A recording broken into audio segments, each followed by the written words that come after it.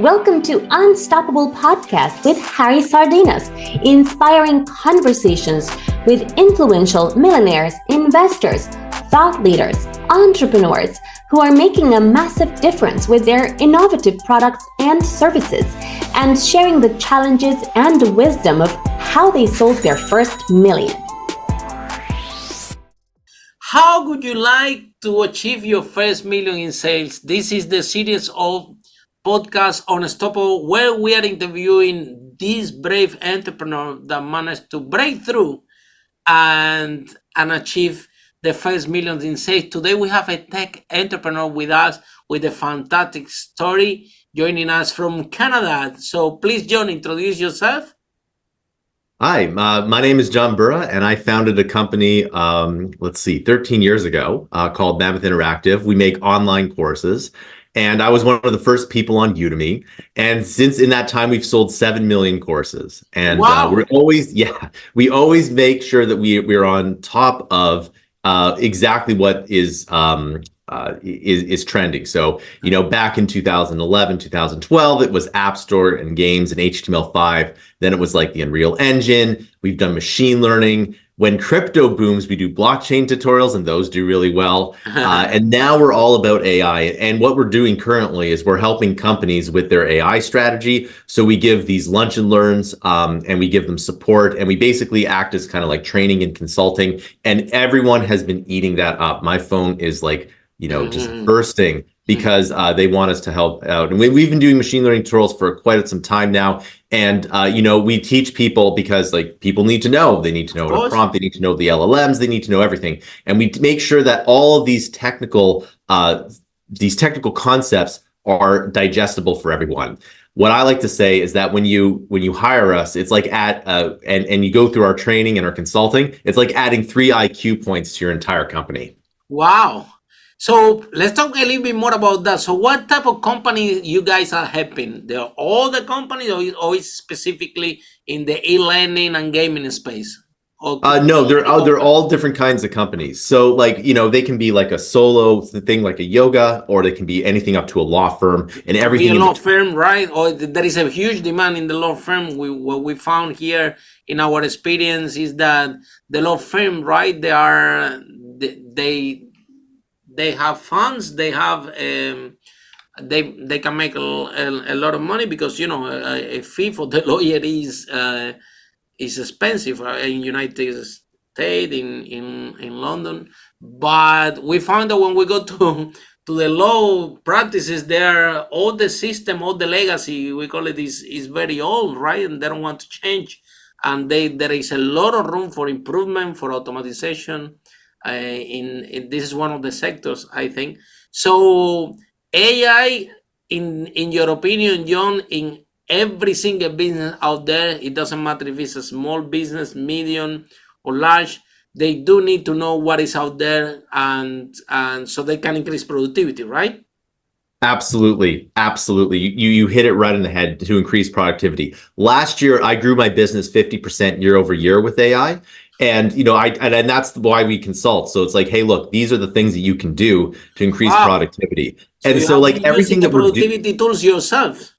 Exactly, right? So we're getting more done in way less time, right? So everything is like our sales copies are better, our marketing's better, our decisions are better, our production pipeline's better. Everything is better. And one of the reasons why we're doing I started this company because I want to help people. People said, hey, look, how do you make games? And I said, oh, well, I know how to teach and stuff. So why don't I just show you how to make games and apps and whatnot? So now it's just everyone needs to know what LLMs are out there, what they can do to basically, compete. Because if you're not using AI, your competitors are going to be using AI and you're going to get left behind. It's really that simple. Exactly. So what are the areas that you see that AI have more potential in the areas of marketing, customer acquisition, sales? Which area do you think that the technologies has been more helpful for companies? Well, pretty much all of the above, but the one way that I like using it is marketing. Like the image generation, like we're really good at Midjourney. And if you don't know what Midjourney is, it's an app that allows you to make images.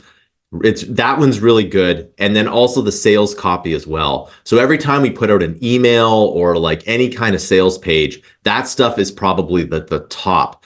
And again, you know, understanding the So you're prompts. creating the images with AI. Wow. Yeah, absolutely. Absolutely. And we show you how to do it as well. And like people also comment, it's like, hey, you're really good at that. Like I get my employees to do that. Like a business owner would say, hey, look, I got my employees to just like make stuff and like it doesn't look as good. And so like that's part of the reason why we're training people. It's like, look, we know how to do this stuff and we're gonna help you use that and just basically, you know, kind of just I mean, make let's your face it. pipeline better. Yeah. For social media, it's amazing, right? Because social media is a lot of work, a lot, right? When you talk Mhm. about the content generation and all the social media channels and everything, it's a lot of work that consume a lot of time and resources, right? And if we can use AI to take part of the work, I think that still some at some point we need humans to manage that. But Yep. at the end of the day, is we are all in business, and the business thrive when productivity and efficiency is there, right? And be on top of the technology is key because, like you said, if you're not using it, your competitors or anybody else in the marketplace will use it, and will bring more value to your customer than what you can offer, right? Absolutely. So, John, can you please share the name of the company, your company that actually helped the companies with AI? What's the name of that company?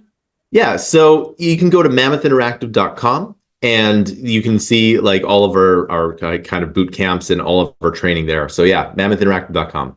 And since when? So you're still in the learning space. I think that now, even with the metaverse, we discovered that one of the most strongest vertical of this new metaverse of 3D world environment is gonna be the learning, right? The training and learning platform. So, so you're still in the learning space, yes? It's from Yeah, it just evolving, right? absolutely. So like we still produce online courses and like we have a really good system for businesses to come in or to use our online courses. We also sell a lot of B2C online courses as well. So we continue to do that. But the thing is that like, you know, this AI stuff is really blowing up. We sell a lot of AI courses too. And like a lot of, you know, both B2C and B2B AI courses. But like people really want that kind of extra little touch to help them personally with their AI strategy. Mm-hmm. Yeah. So when do you decided that you're gonna open this business that will specialize helping the companies with AI? So here's the thing. I've been doing business for 13 years. And one of the things I've learned is Wow. that, you know, if you have to be able to, I don't want to say pivot, but you know, you have to be able to adapt to market and you need Mm-hmm. to be able to go to where the Mm-hmm. money is, right? I agree And for the most 100%. part, like in tech, it's really easy. Whatever the buzz is, you just kind of do it, right? So, you know, I'll You kind of have to go through move this because fast also, right? In tech, you have to move fast. You have to fly, yeah? you're also right. So the reason why I'm still in business is that our time to market is insanely quick. In fact, it's probably the best in the business. So when the apps, when like iPhone app tutorials were really important, they switched from a coding language called Objective C to Swift. Okay, and Swift was new. Objective C was really hard to use. So like go Mm-hmm. back 13 years on the iPhone to code that app was really difficult. Okay, so Apple decided to make their own new language called Swift, and basically, I would get the Swift tutorial out the day that the new version was released because I worked Wow. on the beta, right? So like it was just me just like writing and recording, and I'd have two computers. I would record on one, render the video on the other, and then you know as that's rendered, it's uploading, and then you know you bring it back here you're on this computer, you're rendering on this one, then you're recording on that one. And so it was like, it was just nothing but rendering. And I remember that I would like, okay, I need to render all of these videos overnight. And it was just my computer was on 24/7. Like I Like needed a burning, yeah. fan. Yeah, right. So the point is that like, I mean, it was just me for a long time. And now I have like 25 employees, right? So the thing is that when you're going through your like when you run a business, if something's new, you can just add that product, right? So we started with app development, and actually we started with HTML5 development because that was really key. Like What is that? HTML what? 5 development. What is even that? HTML5. So if you go back to HTML5. 2000, Yeah. yeah. So if you go back to 2011, HTML5 was a new version of the web, Yeah, I and they remember, thought yeah. that everything would be done on the web, right? Yeah. It didn't quite pan out that way, but like it was definitely the buzz. And I remember that once you hit that buzz cycle, right, that hype cycle, if you make a tutorial on that really quickly, you're good to go. So basically, when I'm going through everything, I make sure that I'm on the hype cycle. Now, 1 year I didn't make as much money as before, right? And that was 2018. And the reason is that we made a product that was way too big in the wrong direction. So by 2018, the game development tutorials weren't producing as much, and we made this really big game development tutorial where Wow, you have would, done game development tutorials as well. yeah, absolutely. We do Unreal Engine tutorials, Godot tutorials, Wow. Unity tutorial. Oh yeah, we love that stuff. That's where I started. Wow. So, but this one is still in demand, the Unreal, because Unreal is launching new versions time to time, right? The Absolutely. new I Unreal love is the Unreal amazing, Engine. right? Yeah, I love it. Speaking of the AI stuff, Mhm. it's only a matter of time where you're going to be able to prompt in Unreal Engine and it's going to create a whole scene for you. And I Yeah, can't yeah, wait, yeah, yeah, yeah, yeah. cannot wait for that to happen. That's going to be so amazing. Yeah, yeah, yeah, yeah. We also we are working on that also. We are pretty close. Yeah, one of the companies that I invest in to be able just to type, okay, give me 1 kilometer of New York style city. Boom, you press a button, it will generate everything procedure. So yes, it's about for that obviously you need to use some element of AI attached to it. So the whole point is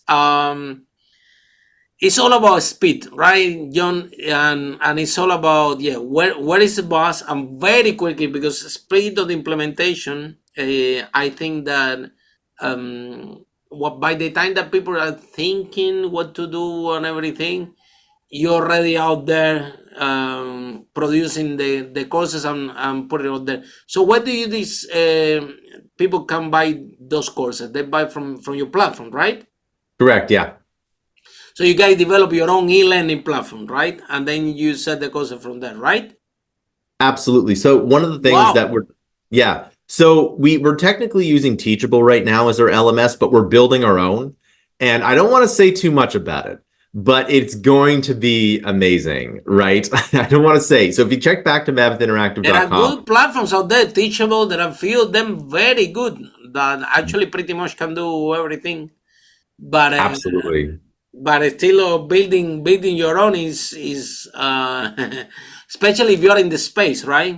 You will Hmm. know the challenge that this platform have, and if you can come out with something innovative that like I shared with you before, John, the we believe that one of the big huge advantages of the metaverse is going to be of this 3D world that we are heading together with AI, the Web3 stuff, is in the learning, right?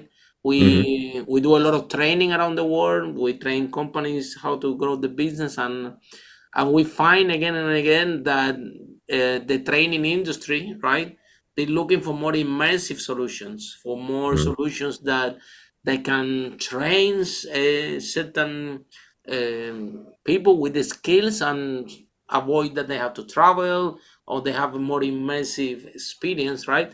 So it's also Hmm. the e-learning. Yeah. So in your view, because you're an expert on this, yeah. Uh, what is your view in the new model, or what do you think that will be the evolution in the e-learning environment in terms of 3D worlds? Like in terms of like training Metaverse, metaverse stuff. yeah, e-learning courses. Do you think that in the future the courses write it down and produce it is gonna be like in 3D and will be more interactive and people can buy, or we still a long way far from that? Well, so here's the thing about You're on e-learning. the So space, so that's why I'm asking you the question. R- Right. So here's the thing about e-learning. People like to consume the content that they like here. So, you know, if I people like to buy understand. an audiobook, they buy an audiobook. And audiobooks are going to be around because like if you got a 3-hour plane ride or a car ride or a train ride or whatever, right? You're going to pick up an audiobook or a real book or 100%. something, right? So like that's going to be a thing. And there's also going to be video courses. Like the reason why people buy our courses, a lot of them are screencasts, right? So it's like, hey, look, we start off with a blank software sheet, and then out comes like a machine learning model or an LMM or something. Like we code every step of the way. So like that's one of the things that we do as well. Now for like the metaverse type stuff, I think the number one application is to be able to go back in history. Okay. Imagine Wow. walking through London in 1895, right? You Wow. know, I think that would be the number one thing that, you know, you could just go back in time because we And we people have gonna love it, yeah? like we can kind of do that. Like Assassin's Creed came out with one in Greece, and you could walk around ancient Athens. And I think that's cool because we have like plans of all these what's the name, these cities and places, and you could walk through, you know, ancient Athens, you can watch through ancient Tokyo, right? And you can go back and like you can talk to people. Like maybe you're walking through and someone's like kneading bread or something, you could talk to them, and the LLMs will know enough that you could interact with that person, right? And it doesn't, you know, you could go to whatever you want. And I think that's really cool, right? Mhm. You can just, you know, if you want to see ancient Egypt, or you know, you say, well, what do you want to do? Do you want to see the construction of the pyramids, or do you want to talk to the scribes, or do you want to go to the farmers, or do you want to go to the blacksmith? Like whatever you want, right? I think that is the number one thing that I like. I would love to put a VR set on and just, you know, walk through. And it was actually quite cool to see because I like history, right? To see like ancient Athens, like they did a really good job, Ubisoft, right? So I think that's the number one thing that you'll see with the metaverse. John, and then when you develop games, right? What are the key elements that you look at before you developing a game to make sure that it's gonna be successful and people are gonna like it? Right. So that's a long question, right? So it depends. So it depends on Long what you're. answer, right? Yeah, right. So if you first of all, the number one thing I would start with is your scope. Okay, what is the game? Because like going back 13 years ago, people were like, "I'm going to make an MMO in my bedroom." No, you're not.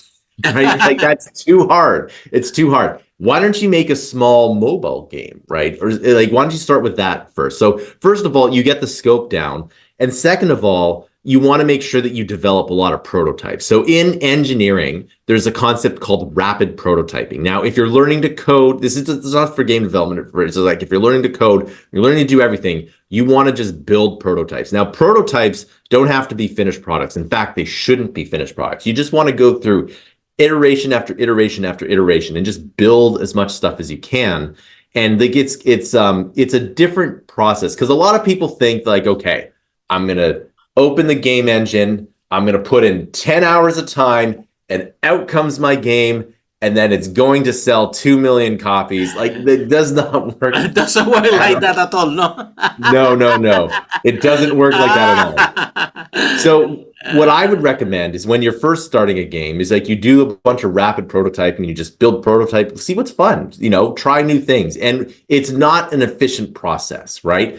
When you go into production, you want to pick your prototypes, pick your scope, pick your art style, pick everything, and then do it. Now, now a lot of people like to do this in their spare time or with a team, they're sitting around the friends like, hey, we should build a game or something like that, right? So what I recommend you do is you take the scope and like shrink it down 95%, and then that's the game that's going to get released, right? Because you know, it's so easy to say, hey, look, let's add this feature, but that those features might take time, and the more complex your game is, the harder it will be to release, and the quality might not be as good. So rapid prototype, start simple, and maybe build a game from start to finish that's not your original idea. And that sounds really counterintuitive, but like if you really want to make like I don't know, a narrative first person shooter or something like that, maybe just build a scene and see how long it takes, and you'll be surprised on how long something takes, and the quality and that as well. The other thing about rapid prototyping is when you do each prototype, the thing about learning, right, is the learning happens in between your projects, okay? So if you build 10 prototypes, you build a prototype, you find out what went right, what went wrong, you build another prototype, you find out what went right, what went wrong, and then as you do that, and the more you do that, the better it is. But if you build one big project, you don't get that kind of huge risk, right? Yeah, right. So it's a huge risk. So start small and go from there. And when you think about it, it's almost better that your game is small because it's easier to maintain and it's simpler. You can say, like Flappy Bird's the best example. It's a bird that goes up and down, right? If you can build something that's really simple and effective, that's almost better than building a really complex game. That's what Steve Jobs said, right? That the really complex thing is to do something very difficult, very simple, right? And sometimes the people get immersed in the idea, and at the end of the day, I think, John, is your client who's gonna improve your game. It's the same in business, right? I always said that when you launch a new product, right, we spend so much time trying to think what the product is gonna be the best for the client, and it doesn't work like that. You just launch the product, and it's the client who teach you how to polish it. You listen to the feedback for the client, and the client will tell you. Even if you launch a prototype of the game, the people playing that game, they will tell you how to finish it. Yeah, absolutely. They will shape the game for you. They will tell you, wow, would be cool if you do this, would be cool if you do. And now you're listening what the people are actually playing want, not what you want, right? And I think that's better approach, right? Absolutely. Listening to your customers is key, right? So like oftentimes, like, a long time ago, we used to not include source code in our tutorials, but now we do because everybody wanted it. You include the source code in the tutorials. Wow. Oh, we do. Yes. We include the templates and the source code, and then people buy it because of that, right? So, it's just like, I remember. You give it more value, right? Yeah, absolutely. I remember one day. So you give a tutorial of Unreal and you give them the code also. Correct. Wow, that's amazing. Yep. That's why people buy our stuff. And it was funny. It's like, I didn't want to do that. There you go.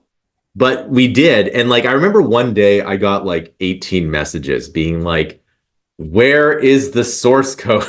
All right, we'll put the source code in there every time going forward. Are actually expecting it, right? They are demanding it from you, yeah?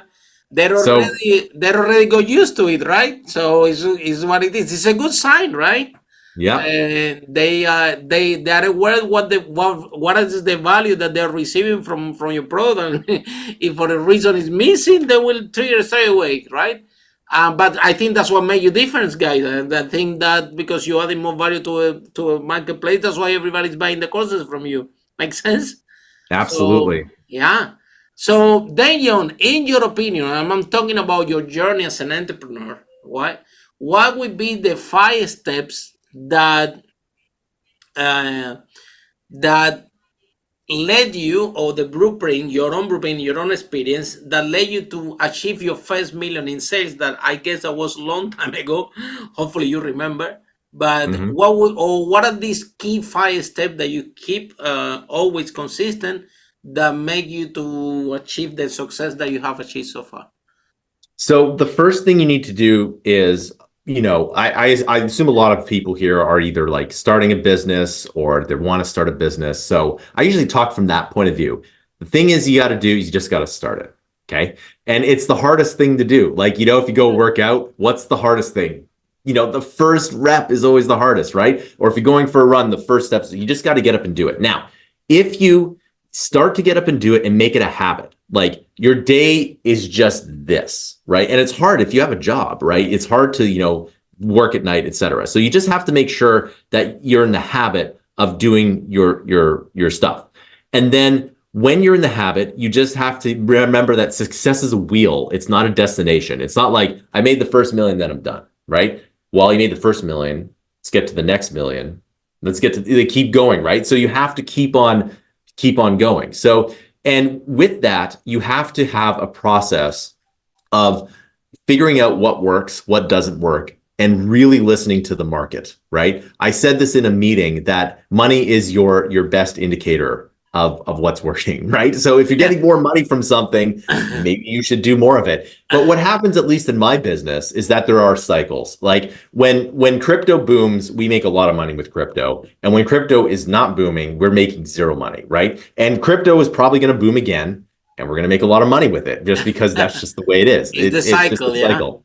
And then, like we don't make app tutorials anymore because nobody really wants them, right? Which is kind of interesting. But even though, like, if you want to be an app developer, it's actually a pretty lucrative job still.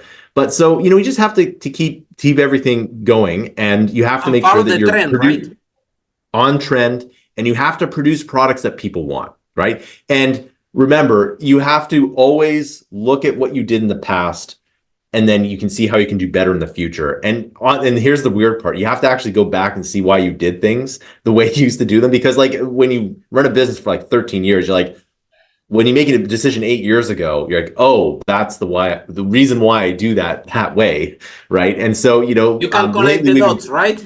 Exactly. So once you make your first million, you have to realize, how did I make it? How can I make more? And, so small business. What actually happened, right? Yeah. So small business has a very high failure rate, right? Something like 90% of businesses fail in their first year. So, and scaling, and I can't remember the stat, but like if 10 years, it's even harder. There's even more businesses that fail. But scaling your business. Scaling is a huge thing.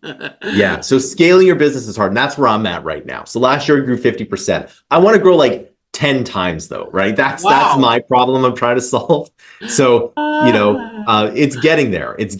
But I congratulate you. One of the challenges that we face in the growing phase, it was that one actually, that I think that the thing was a little bit messy, and I'm thinking, oh my God, if this is a little bit messy and I'm gonna scale the small mess and make it a big mess.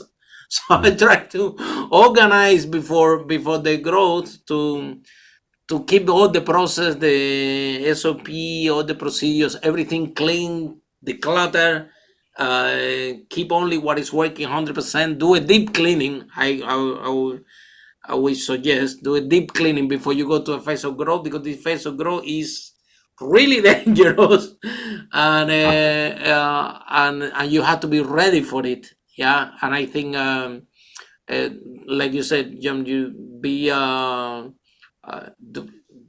do a little bit of cleaning and a little bit more organization would be helpful, right? Right. Absolutely. Yeah. You definitely have to make sure that your house is very organized, right? Because when it's not organized, it's inefficient. And if you don't have a gajillion dollars of investment funds, that inefficiency will really catch up to you at some point, right? And, at least I run a very efficient house. I try to, and I have to always think. So I always think, how can I turn $1 into 10? That's really what I'm trying to do. And it's hard. It's really hard to 10x. Oh, yeah. So most people are like, you can turn $1 into $1.30 and you'd be happy, right? But, you have to think, and you have to really just sit back, put all the pieces on the table, range them in a specific way to get to that $1 to 10, right? And it's hard. But it's possible. It's hard, but it's possible, right? Very possible. And you do have to have, you have to be the timing has to be perfect. That's the thing that's really hard. I mean, yeah. Okay. And then, John, what would be the next step? Next step. Yeah. Let's see. So once you make your first million, and in order to scale your business, you have to find something. You have to basically have all of your systems in place, and you have to have a good advertising strategy, right? And then you have to have a good sales strategy. And usually that involves hiring a business development representative or a salesperson, and then just having that person just grind, right? And that's where, we're seeing the scalability. But you have to remember, like, if I were to get investment, or if a company gets investment, they're going to be spending a lot of money on salespeople, right? Like a lot of money and a lot of time to get this to scale. Because there's pretty much, especially if you're going to the B2B road, that's what you need to do. If you're going to the B2C, then you have to figure out, a good YouTube strategy, a good ad strategy. That's what you need to do. And it's a lot of money. And you have to test early and test often to get to that really good ROI. Because I can spend $10,000 in YouTube ads today. But is it going to be? Am I going to get it back? Right? Like that's the real question. I'm going to get 100,000 out of it. Yeah, it has to be the right product and the right strategy, right? Correct. Yeah, and then John. So what would be your message, right, for everyone out there that they are in business and they think that that things are not working for them, that they feel frustrated and they are about to give up. So what is your message for them? So there's a couple things there. If you're frustrated, you shouldn't give up so easily. That's the first step. The second step. But that's what happened to you when you did at the beginning, right? So when you did at the beginning, was frustrated or everything worked smoothly? Well, it did not work. It did not work. It's always smoothly. a nightmare, right? Yeah, no, it was really hard. But the thing that there's a couple things that can happen. If I started in the game area and I was making a little bit of money, but it wasn't enough to, let's say, quit my job or something like that. But everyone liked the tutorials. And as soon as I did that, I just saw a lot of money, like a lot of money, right? And then whenever you get a break, you need to drop everything and triple down on that break. And that's exactly what it is. I was one of the first people on Udemy, right? And really? Really, one of the first people. Like in 2011, I was, I saw their ad on Groupon. I'm like, hey, look, I can do this. And sure enough, I did. And I was like, in 2012, I was like one of the top, if not the top instructor, right? Wow. So yeah, it was really quite crazy to see. But like what I did is I doubled down, right? I stopped producing apps and games and I just said, okay, it's nothing but courses all day, every day. Because I saw that here. So you can always sometimes success is just a step or two to the right. Right? You're doing one, and I see this all the time, right? You're doing the thing, you're getting some traction, but if you just do something a little bit different. If you turn around a little bit, wow, you find the gold mine, yeah? Exactly. You have to be able to be flexible enough to see it, right? And to go for it. Right. And it might take time, but like as you're doing it, if you just do something a little bit different sometimes, you can see a whole bunch of success.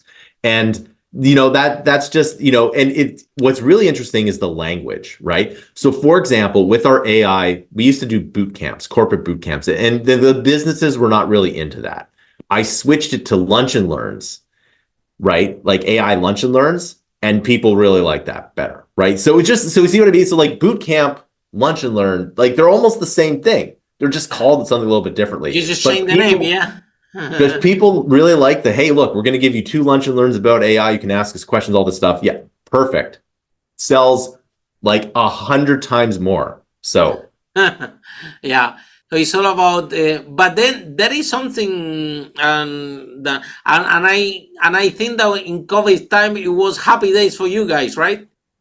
COVID was great. In fact, it was really amazing for you guys. Yeah, everybody online trying to learn. Yeah, absolutely. And then what people would do, okay, so like what people would do is they'd take our course and they would switch jobs really quickly, right? Like they saw that, oh, I can just take this course, be a coder, and since we give the source code, right, they could say, hey, look, I built all these projects, right? They would take the source code and then they would manipulate it and then they would put it up on their GitHub or whatever, and then they use that as their portfolio because having a portfolio is the best. Yeah, that's what people would do. Amazing. So yeah, but here's the thing. Funny thing, when COVID first hit, I sent all my employees home because I had an office at the time with employees like coming to the office, and I said, look, we're gonna go out of business most likely. Like this is just ridiculous, and I was so wrong about that.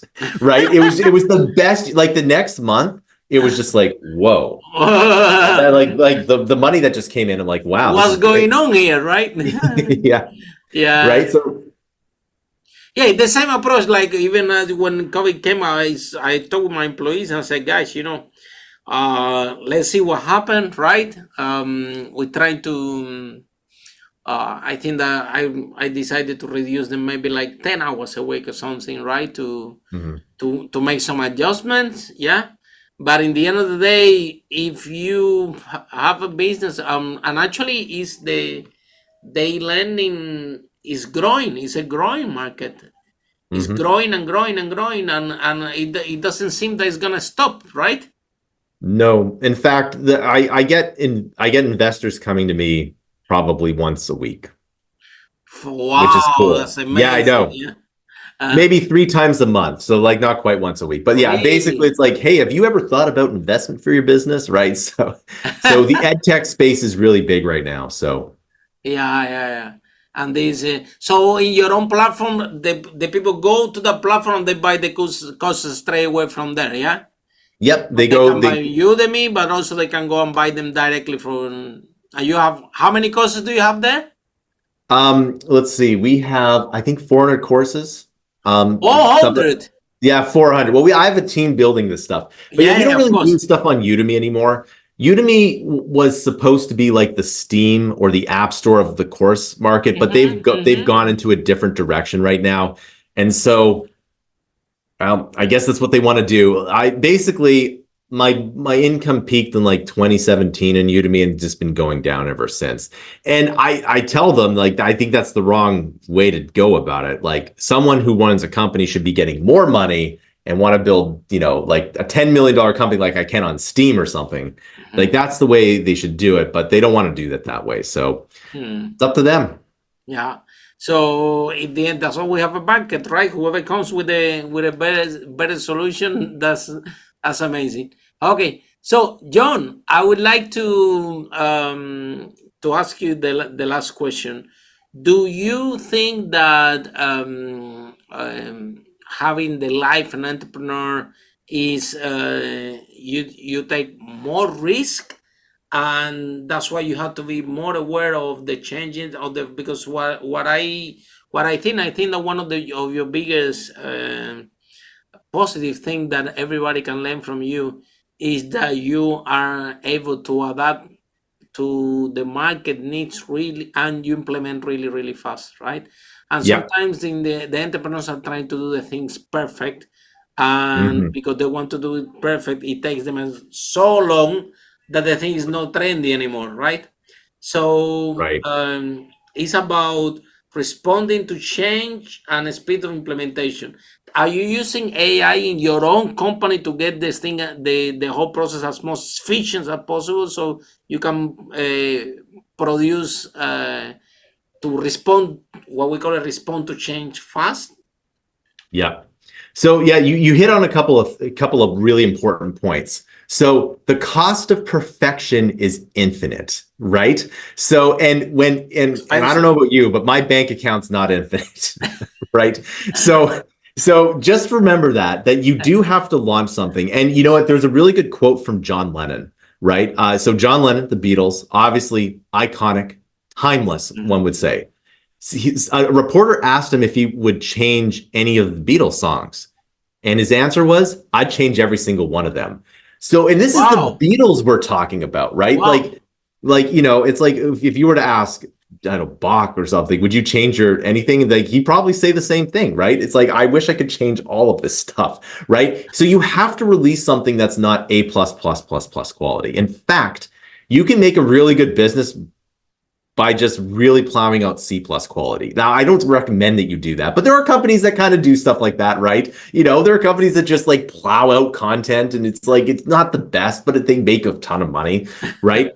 So so if you can get B plus quality stuff out really fast, I think that's the best time to money way to do it. Now, that's the way I do it, and that's the way it just feels right for me. Other people, they do that A plus stuff. They release fewer products, and it's just amazing. And that's possible, right? That's possible for you to do. But I find that road a little bit harder. So perfection, you do have to release things. That's why I suggest rapid prototyping. Just get in the habit of releasing stuff. Now, I release content. You can't do that with everything, right? But But yeah. So, and the other thing is, yes, I am always every single day looking at the trends.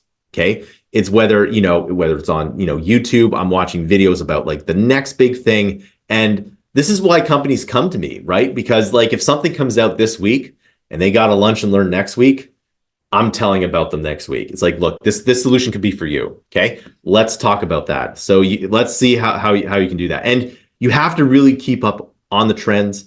And if you get in the habit of building and releasing and figuring out just the dynamics of making that really, really fast, and your time to market, that's the business word for it. Your time to market is quick and efficient, then you're going to do really well.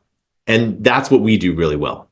That's fantastic. And on that note, John, thank you so much for this masterclass. I hope that you guys listening today, you are so happy. I advise you to take pen and paper and watch it again, because there is a lot of valuable lessons for you guys here. Thank you so much, John, for being so kind to spend this time with us and to share the blueprint, what actually is working for you, that actually is working really, really well. We are so happy that you continue developing e-learning. In my opinion, one of the biggest trends and growing market, right, that there is out there, and keep producing more courses and keep helping more companies. So last thing, how they can find you?